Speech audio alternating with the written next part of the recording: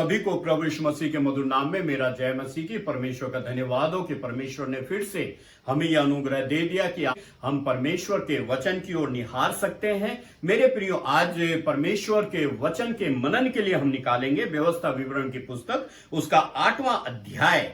व्यवस्था विवरण की पुस्तक उसका 8वां अध्याय 1 पद से लेकर के 4 पद तक मैं पढ़ लेता हूं। आप मेहरबानी से ध्यान से सुनिए और अपनी अपनी बाइबलों को खोल के उसमें आप पढ़ सकते हैं। लिखा हुआ है, जो जो आज्ञा मैं आज तुझे सुनाता हूं उन सबों पर चलने की चौकसी करना, इसलिए कि तुम जीवित रहो और बढ़ते रहो, और जिस देश के विषय में यहोवा ने तुम्हारे पूर्वजों से शपथ खाई है उसमें जाकर उसके अधिकारी हो जाओ।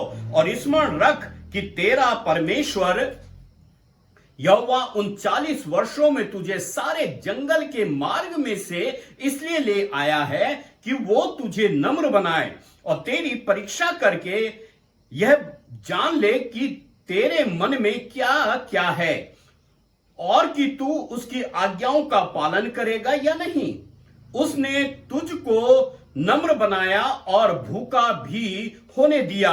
फिर वो मन्ना जिसे ना तू और ना तेरे पुरखा ही जानते थे वही तुझको खिलाया, इसलिए कि वह तुझको सिखाए कि मनुष्य केवल रोटी ही से नहीं जीवित रहता, परंतु जो जो वचन यहोवा के मुंह से निकलते हैं उन ही से वह जीवित रहता है। 4 पद में लिखा हुआ है, इन 40 वर्षों में तेरे वस्त्र पुराने ना हुए और तेरे तन से भी नहीं गिरे और ना तेरे पांव फूले। परमेश्वर अपने वचन पर आशीष दे। परमेश्वर का धन्यवाद हो इस सुंदर वचन के लिए। व्यवस्था विवरण उसका 8 अध्याय 1 पद से लेकर के 4 पद तक हमने पढ़ा, और यहां पर परमेश्वर का वचन बड़ी ही महत्वपूर्ण बातों को हमारे सामने लेकर के आ जाता है। अगर हम इस पूरे खंड को, जो हमको अध्याय 7 के 1 पद से लेकर के 11 अध्याय के 32 पद तक मिलता है, उसे पढ़े तो हम पाते हैं कि इस खंड में व्यवहारिक आज्ञाएं, प्रतिज्ञाएं और चेतावनियां मिलती हैं। और इस कड़ी में अध्याय 8 में हम पढ़ते हैं कि परमेश्वर के द्वारा इस्राएलियों के लिए किए गए कामों और उपकारों के कारण परमेश्वर को कभी नहीं भूलने के विषय में यहां पर बताया गया है। इसका मतलब यह है कि परमेश्वर ने जो इस्राएल जाति के लिए किया था, परमेश्वर मांग करता है कि उन कामों को उसके लोग कभी ना भूलें, कभी उन कामों को ना बिसराएं, और परमेश्वर उन्हें आशीष का कारण बनाएगा। जंगल में विभिन्न प्रकार के अनुभव में इस्राएलियों को यह सिखा दिया था कि जीवन मनुष्यों द्वारा खाए जाने वाले भोजन की अपेक्षा और किसी बात पर निर्भर होता है। वो आत्मिक शक्तियों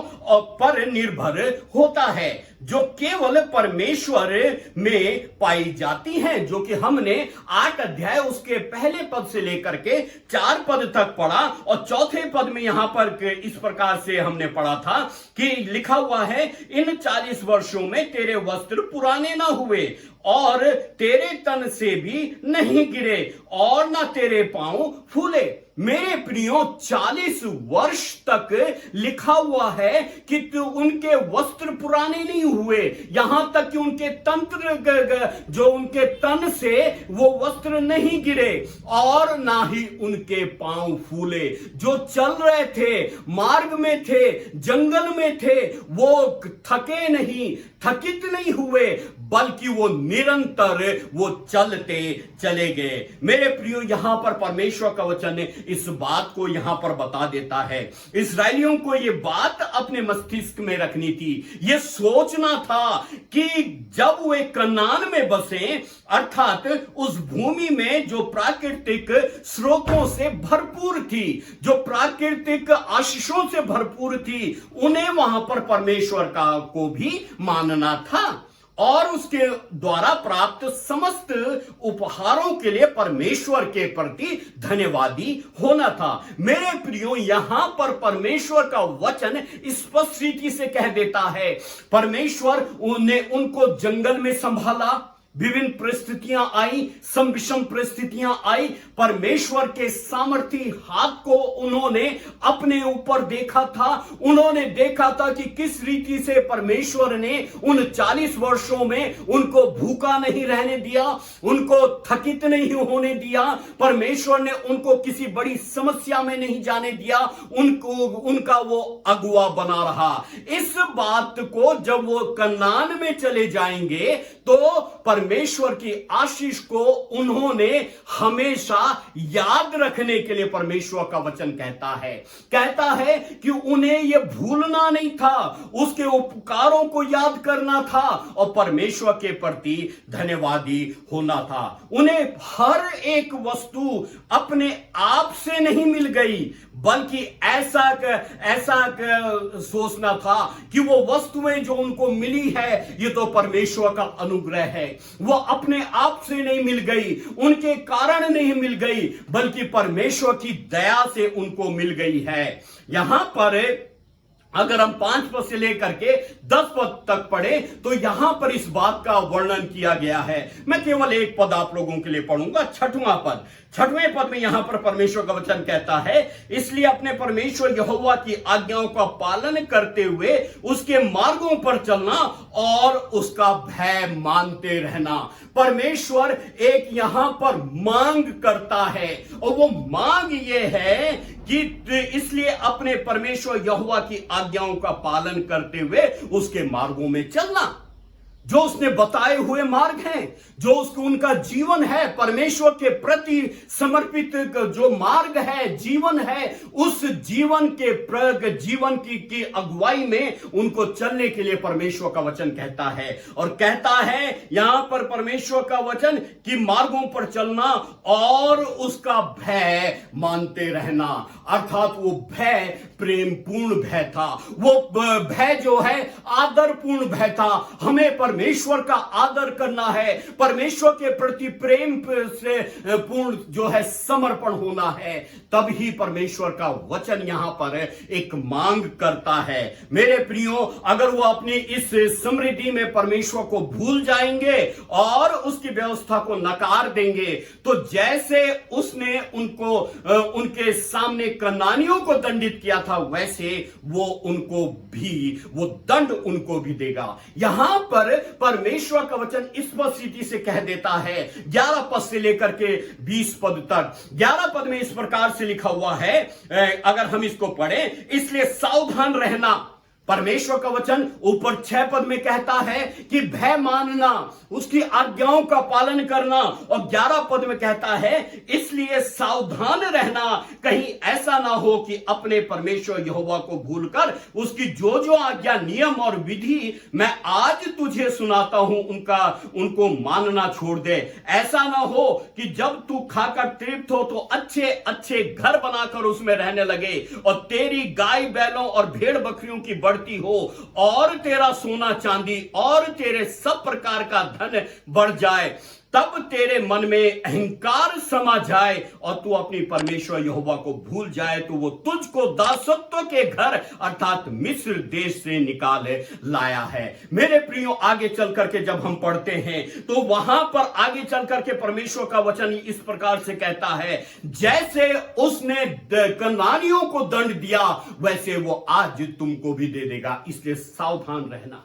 सावधान रहने के लिए परमेश्वर का वचन कहता है, तुम्हारे मन में अहंकार ना आ जाए धन की बढ़ती के कारण, तुम्हारे मन में घमंड ना आ जाए और आशंकों के कारण। इसलिए तू परमेश्वर को हमेशा याद रखना, तुम उसका भय मानना, उसके अनुसार चलना। ये खंड हमें परमेश्वर के प्रति विश्वास योग्यता को सिखाता है। और जब हम इस खंड को पढ़ते हैं तो मसीह जीवन के महत्वपूर्ण बिंदुओं की तरफ हमारा ध्यान खींचता है। मेरे प्रियो, आज हम परमेश्वर के अनुग्रह के द्वारा संभाले गए, पर इस मरी के समय में परमेश्वर के अनुग्रह के द्वारा संभाले गए। परमेश्वर ने अपने सामर्थी हाथ को हमारे ऊपर बना के रखा है। मेरे प्रियो, आज ये जरूरत है कि हम परमेश्वर के प्रति धन्यवाद से भर जाएं। ये जरूरत है कि हम उसका आदर करें। ये जरूरत है कि हम उसके भय में चले और एक मसीही जीवन व्यतीत करके हम परमेश्वर की महिमा का कारण बने। आज ये खंड का अध्ययन जब हम करते हैं तो हमें हमारा ध्यान मसीही जीवन की तरफ ही ये खंड खींचता है। और मेरे प्रियो, आज हम इस खंड के द्वारा हम कैसे मसीही जीवन में चल सकते हैं, कुछ महत्वपूर्ण बातों को देख लेंगे। सबसे पहली बात जो यहां पर परमेश्वर का वचन कहता है, दूसरे पद में इस प्रकार से लिखा हुआ है, और स्मरण रख कि तेरा परमेश्वर यहोवा उन 40 वर्षों में तुझे सारे जंगल के मार्ग में से इसलिए ले आया कि वो तुझे नम्र बनाए और तेरी परीक्षा करके वो जान ले कि तेरे मन में क्या है और कि तू उसकी आज्ञाओं का पालन करेगा या नहीं। सबसे पहली बात परमेश्वर का वचन हमको आज बताना चाहता है, वो ये बताना चाहता है कि हमारा जीवन परमेश्वर के द्वारा संचालित होना चाहिए। जब हमने प्रभु यीशु मसीह को ग्रहण किया, उस परमपिता परमेश्वर पर हमने पूर्ण रीति से विश्वास किया है, जिसने हमको हमारे अपराधों से छुटकारा दे दिया, तो सबसे पहली बात यहां पर परमेश्वर का वचन कहता है कि हमारा जीवन परमेश्वर के द्वारा संचालित होना चाहिए। यहां पर दूसरा पद इसको इस प्रकार से लिखा हुआ है, अभी हमने पढ़ा कि और स्मरण कर कि तेरा परमेश्वर यहोवा तुझे 40 वर्षों में तुझे सारे जंगल के मार्ग में से इसलिए लाया कि वो तुझे नम्र बनाए और तेरी परीक्षा करके वो जान ले कि तेरे मन में क्या है और तू उसकी आज्ञाओं का पालन करेगा या नहीं। परमेश्वर का वचन यहां पर स्पष्ट से कहता है कि तुझे 40 वर्षों से में उसने संभाल के रखा, वो तुझे 40 वर्षों में जंगल से निकाल करके ले आया। मेरे प्रिय, यहां पर परमेश्वर का वचन कह देता है, अगर हम 29 अध्याय के 5 पद को पढ़े तो यहां पर ये पद हमको इस प्रकार से बताता है, लिखा हुआ है, मैं तो तुमको जंगल से 40 वर्षों तक लिए फिरा और न तुम्हारे तन के वस्त्र पुराने हुए और ना ही जूतियां तुम्हारे पैरों में पुरानी हुई। मेरे प्रियो, यहां पर परमेश्वर का वचन ये कह देता है कि इनका जीवन, जब मिस्र से इस्राएली लोगों को निकाला परमेश्वर ने, तो इनकी यात्रा में परमेश्वर ने इनको संभाल के रखा। इनका जीवन परमेश्वर के द्वारा संचालित जीवन था। मिस्र से लेकर के कनान तक पहुंचने में लिखा हुआ है, ना तुम्हारे जूते पुराने हुए और ना ही तुम्हारे वस्त्र पुराने हुए। इनका जीवन परमेश्वर के द्वारा संचालित था। मेरे प्रियो, आज हम आशीषों को प्राप्त करना चाहते हैं। मेरे प्रियो, आज हमारा जीवन जो है परमेश्वर के प्रति समर्पित होना चाहिए। मेरे प्रियो, आज अगर हम परमेश्वर के द्वारा आशीषित होना चाहते हैं तो जरूरी है कि हमारा जीवन परमेश्वर के द्वारा संचालित हो। परमेश्वर ने हमको इस कठिन दौर में संभाल के रखा। जो कोरोना वायरस का जो समय है, ये दौर है, परमेश्वर ने हमें सुरक्षित रखा है। क्यों रखा है? इसका सबसे बड़ा कारण यह है कि हमारा जीवन जो है परमेश्वर के द्वारा संचालित जीवन है। मेरे प्रियो, परमेश्वर का धन्यवाद हो उन लोगों के लिए जिनका जीवन परमेश्वर के द्वारा संचालित जीवन है। आज मसीही जीवन के लिए सबसे महत्वपूर्ण मांग जो परमेश्वर की है वो ये है कि हमारा जीवन परमेश्वर के द्वारा संचालित जीवन होना चाहिए। प्रभु की अगुवाई में चलने वाला जीवन होना चाहिए। पवित्र आत्मा की सामर्थ्य में, पवित्र आत्मा की अगुवाई में चलने वाला जीवन होना चाहिए। मेरे प्रियो, आज हमारा जीवन भी परमेश्वर के द्वारा संचालित होना चाहिए। मसीह जीवन में आज जो बहुत ही महत्वपूर्ण बात है वो ये है, क्या हम परमेश्वर के चलाए चलते हैं कि नहीं। रोमियो उसका 8 अध्याय 14 पद में लिखा हुआ है, इसलिए जितने लोग परमेश्वर की आत्मा के द्वारा चलाए चलते हैं वो परमेश्वर के पुत्र हैं। मेरे प्रियो, हमारी पुत्र और पुत्रियां जब छोटे होते हैं तो वो माता पिता के चलाए चलते हैं। उनके भविष्य का निर्माण जब होता है परमेश्वर की सामर्थ्य में, परमेश्वर की अगुवाई में, माता पिता की देख रेख में उनके भविष्य का निर्माण होता है परमेश्वर की सामर्थ्य के द्वारा। मेरे प्रियो, आज परमेश्वर का वचन ये मांग करता है, क्यों ना हम परमेश्वर की संतान बन जाएं।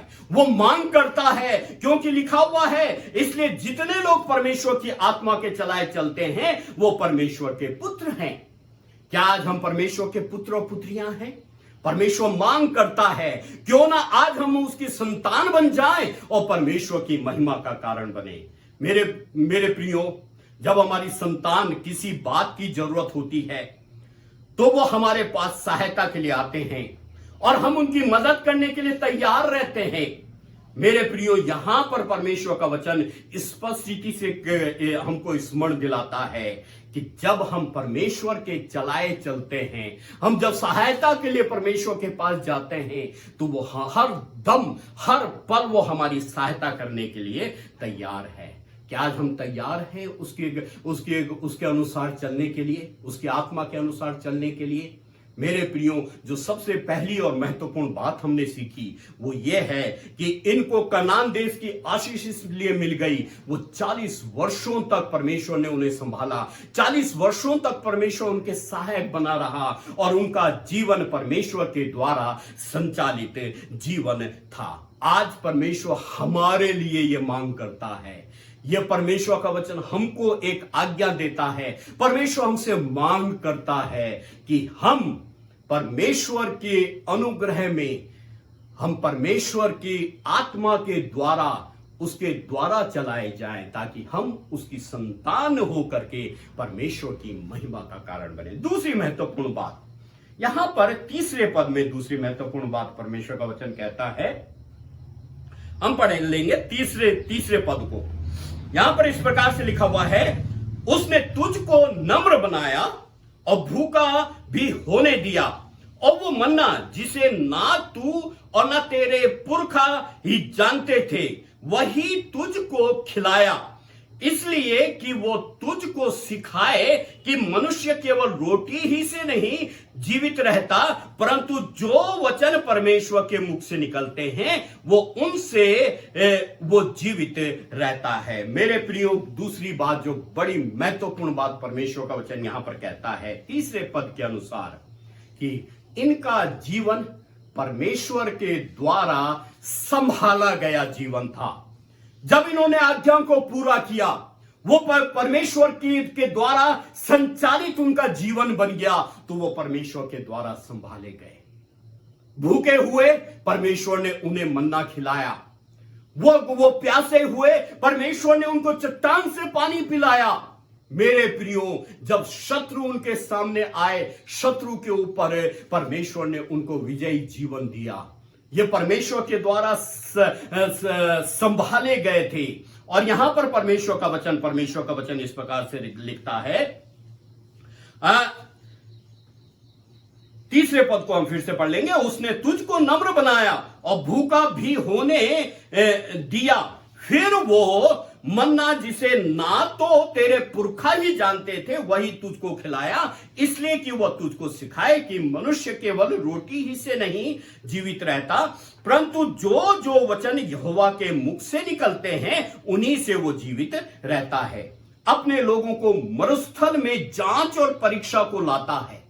मेरे प्रियो, परमेश्वर मरुस्थल में उनको लेकर के गया, वहां पर वो जांच और परख आ गई उनके सामने, ताकि वो उनको सिखाए कि मनुष्य का जीवन भौतिकता पर ही नहीं परंतु परमेश्वर की भलाई, परमेश्वर की आज्ञाकारिता और उसके वचन के संबंध पर निर्भर करता है।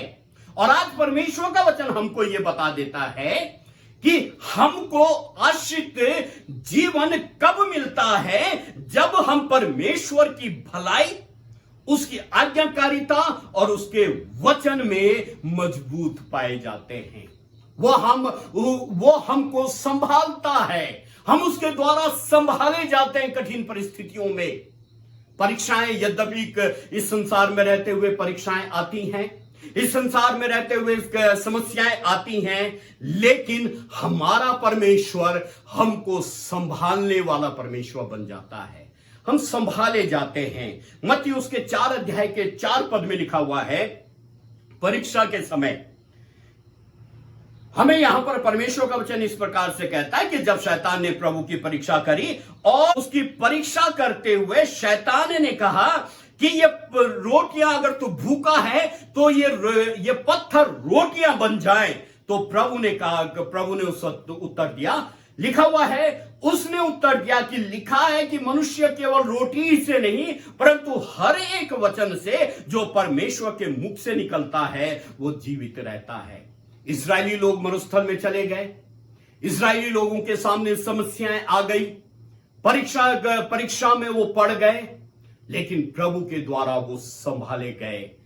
परमेश्वर उनको सिखाना चाहता था मरुस्थल में ले जाकर के कि मनुष्य केवल भौतिक वस्तुओं से ही नहीं परंतु परमेश्वर की भलाई और उसकी आज्ञाकारिता से जीवित रहता है।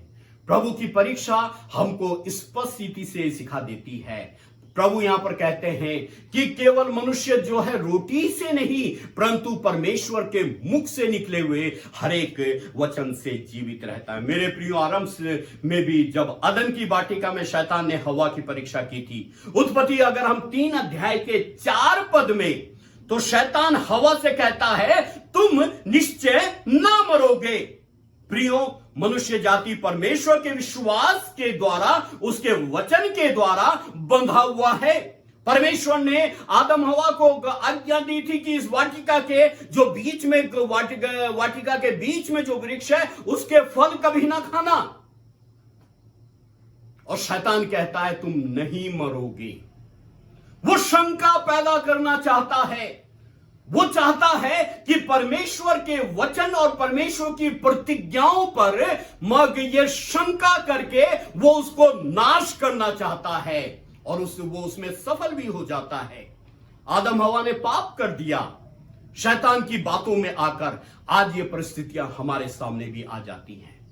मेरे प्रियो, कई बार हम परमेश्वर की प्रतिज्ञा और उसके वचन पर शंका करना शुरू कर देते हैं। मेरे प्रियो, ये शंका करना ही शैतान का सबसे बड़ा हथियार अदन की वाटिका में बन गया था और आज वो हथियार हमारे सामने भी वो डालता है। कहीं ऐसा तो नहीं कि हम परमेश्वर के वचन और उसकी प्रतिज्ञाओं पर शंका कर रहे हैं। परमेश्वर हमको संभालने वाला परमेश्वर है और शैतान वहां पर कहता है तुम निश्चय ना मरोगे। उन्होंने फल खाया, शंका करी और वो पाप में गिर गए। मेरे प्रियो, वो जानता था, शैतान जानता था कि स्त्री का विश्वास जो परमेश्वर पर था उस पर शंका करने के द्वारा वो उसे नाश कर सकता और इस बात में सफल भी हो जाता है। मेरे प्रियो, आज भी शैतान इसी खोज में रहता है कि मनुष्य को परीक्षा में डालकर नाश करे, किंतु परमेश्वर आज अपने लोगों को हर एक परीक्षा में गिरने से वो संभालता है। वो परीक्षा आती तो है लेकिन परमेश्वर अनुग्रह देता है, परमेश्वर सामर्थ्य देता है ताकि मनुष्य उन परीक्षाओं के ऊपर विजयी हो सके। भजन संहिता उसका 91 उसके 10 पद में लिखा हुआ है, इसलिए कोई विपत्ति तुझ पर ना पड़ेगी, ना कोई दुख तेरे डेरे के निकट आएगा। परमेश्वर की प्रतिज्ञा आज हमारे लिए बहुत है। वो प्रतिज्ञा करता है तो वो उसका पूरा करने वाला भी परमेश्वर है। मेरे प्रियो, आज हमारी क्या स्थिति है? क्या हम परमेश्वर के द्वारा संभाले जाते हैं? अगर संभाले जाते हैं तो परमेश्वर का धन्यवाद हो। अगर आज भी हमारे सामने समस्याएं हैं तो मेरे प्रियो, हमारा जीवन आज जांच का विषय है। आज प्रभु के चरणों पर आ जाइए, उसके द्वारा संचालित होना सीख जाइए, अपने जीवन को संचालन करिए, मसीह जीवन को उसके द्वारा संचालित करिए और तब परमेश्वर हमको संभालेगा और हम परमेश्वर की महिमा का कारण बन सकेंगे। अगली बात जो परमेश्वर का वचन यहां पर कहता है वो कहता है 7 पद से, व्यवस्था विवरण उसका 8 अध्याय के 7 पद से लेकर के और 9 पद तक इस प्रकार से लिखा हुआ है, क्योंकि तेरा परमेश्वर तुझे एक उत्तम देश में लिए जा रहा है जो जल की नदियों का और तराइयों और पहाड़ियों से निकले हुए गहरे सोतों का देश होगा। फिर वो गेहूं, जौ, दाखलता, अंजीरों और अनारों का देश है और तेल वाले जैतून और मधु का भी देश है। उस देश में अन्न की महंगी ना होगी और ना उसमें तुझे किसी पदार्थ की घटी होगी। वहां के पत्थर लोहे के हैं और वहां के पहाड़ों में से तांबा खोद कर निकाल सकेगा। मेरे प्रियो, यहां पर परमेश्वर का वचन ने एक बड़ी ही महत्वपूर्ण बात बताता है। परमेश्वर कहता है तुम्हें एक आश्रित देश में परमेश्वर ले जाने वाला है।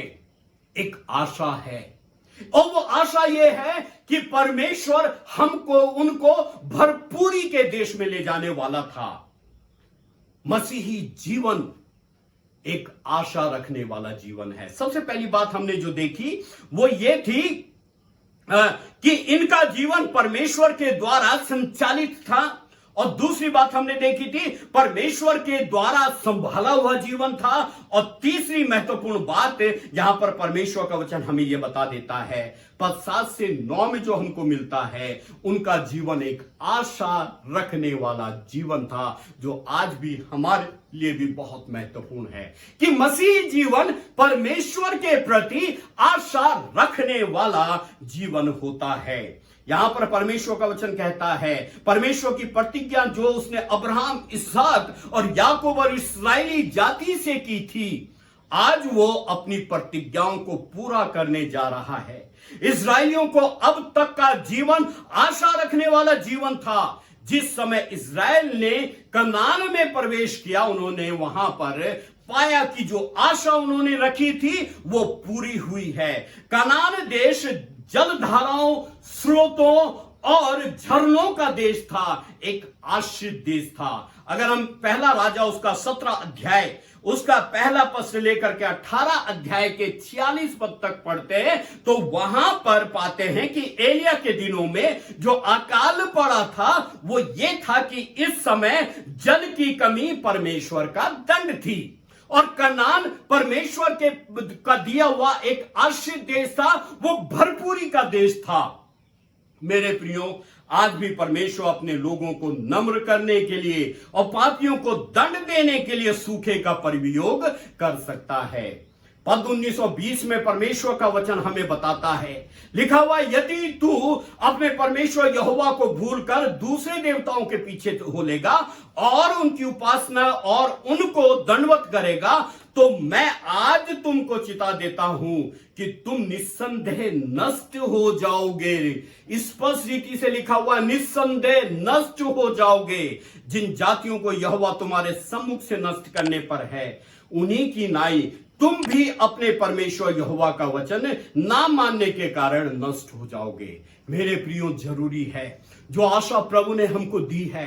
प्रभु ने कहा, मैं जाता हूं, तुम्हारे लिए एक जगह तैयार करता हूं ताकि मैं दोबारा आऊं, ताकि मैं तुमको यहां से अपने साथ ले जाऊं और तुम वहां रहो और जहां मैं हमेशा हमेशा के लिए रहता हूं। या हम ये कहें, जहां प्रभु रहता है, परमेश्वर हमको वह स्थान देना चाहता है, हमेशा हमेशा के लिए देना चाहता है, वो शाश्वत जीवन हमें देना चाहता है। लेकिन हमें आशा आज रखनी होगी। क्या हम आशा करते हैं कि प्रभु हमको आएगा और एक दिन अपने साथ ले जाएगा कि ताकि हम वहां रहें जहां वो रहता है? उसने हमारे लिए जगह तैयार की है, वो हमको आज भी आशीष देना चाहता है।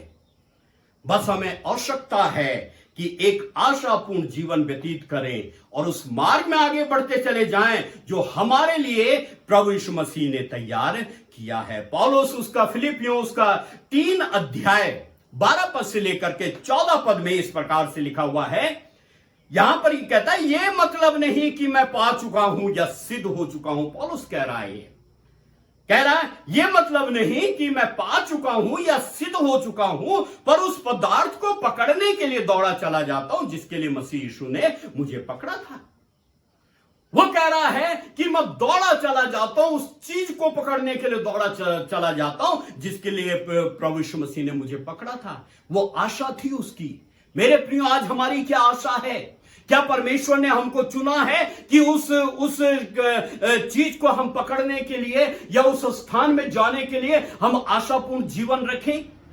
मेरे प्रियो, लिखा हुआ है यहां पर, मेरी भावना यह नहीं कि मैं पकड़ चुका हूं, परंतु एक ही केवल ये एक काम करता हूं। पौलुस कहता है, हे भाइयों मेरी ये भावना ये नहीं कि मैं पकड़ चुका हूं, परंतु केवल ये एक काम करता हूं कि जो बातें पीछे रह गई हैं उनको भूल कर आगे की बातों की ओर बढ़ता हुआ निशाने की ओर दौड़ा चला जाता हूं, ताकि वो इनाम पाऊं जिसके लिए परमेश्वर ने मुझे मसीह यीशु में ऊपर बुलाया है। परमेश्वर का वचन कहता है, बुद्धिमान के लिए जीवन का मार्ग ऊपर की ओर जाता है, और पौलुस कहता है मुझे मसीह यीशु में ऊपर बुलाया है, उस इनाम पाने के लिए ऊपर बुलाया है।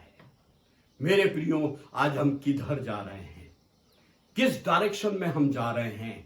क्या जो इनाम परमेश्वर ने हमारे लिए रखा है, क्या हमारा जीवन निरंतर ऊपर की ओर बढ़ रहा है या नीचे धंसता चला जा रहा है? सोचने का विषय है। यहां पर इजरायली लोगों की एक आशा थी कि परमेश्वर हमको उस स्थान पर ले जाएगा। अब्राहम, इसहाक, याकूब और तमाम जो इजराइल के गोत्र थे, उनको परमेश्वर की प्रतिज्ञा थी कि वो उनको ऐसे स्थान पर लेकर के जाएगा जो कि आश्रित जगह होगी, वो जल स्रोतों की जगह होगी, वो दूध और मधु की जगह होगी। और आज प्रभु ने हमारे लिए रखा है कि वो हमारे लिए एक ऐसा स्थान तैयार करने जा रहा है जो परमेश्वर के नजदीक है। जहां वो रहेगा वहां एक दिन हम भी रहेंगे। क्या ये आशा मसीह जीवन के लिए महत्वपूर्ण नहीं है?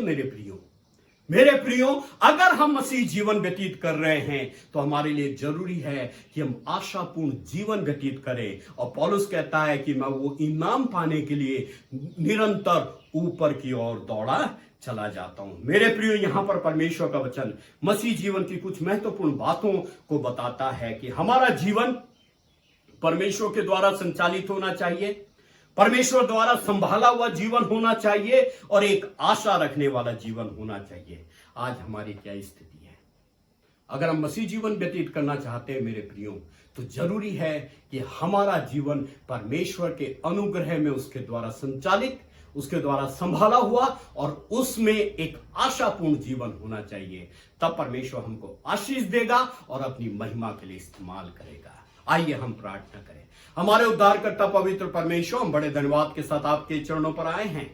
प्रभु, धन्यवाद देना चाहते हैं सुंदर समय के लिए, आपकी आशीष चाहते हैं, दया चाहते हैं।